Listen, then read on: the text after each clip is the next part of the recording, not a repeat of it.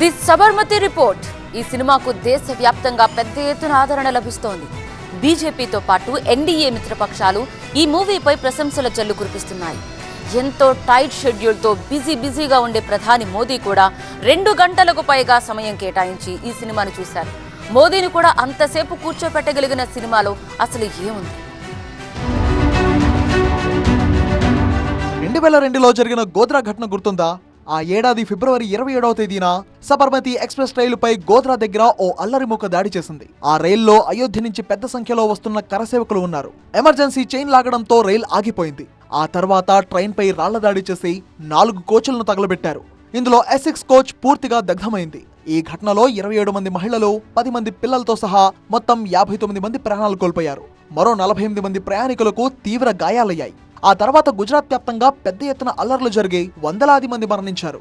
ఇలాంటి సున్నితమైన అంశాన్ని ది సబర్మతి రిపోర్ట్ పేరుతో చాలా సాహసోపేతంగా తెరకెక్కించగలిగారు డైరెక్టర్.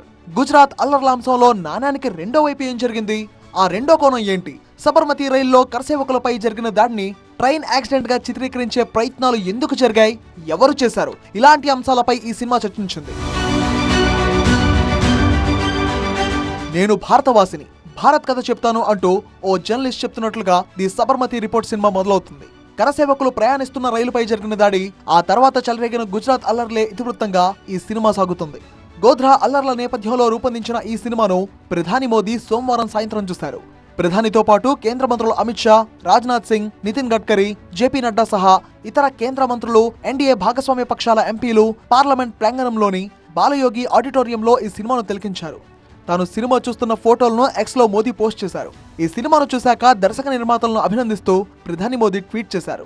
ఈ సినిమాలో విక్రాంత్ మాన్సే, రాశి ఖన్నా కీలక పాత్ర నటించారు. రిధి డోగ్రా, బార్కా సింగ్, సందీప్ వేద్ తదితరులు ఇతర ప్రధాన తారాంగణం. ఈ సినిమాకు అవినాష్, అర్జున్, అసీం అరోరా కథ సమకూర్చారు. మొదట రంజన్ చందేల్ దర్శకత్వంతో ఈ సినిమా రూపుదిద్దుకోగా ధీరజ్ సర్నా సినిమాను పూర్తి చేశారు. ఏక్తా కపూర్, శోభా కపూర్, అమూల్ వి మోహన్, అంశుల్ వి మోహన్ నిర్మించిన ఈ సినిమా నవంబర్ 15వ తేదీన విడుదలైంది.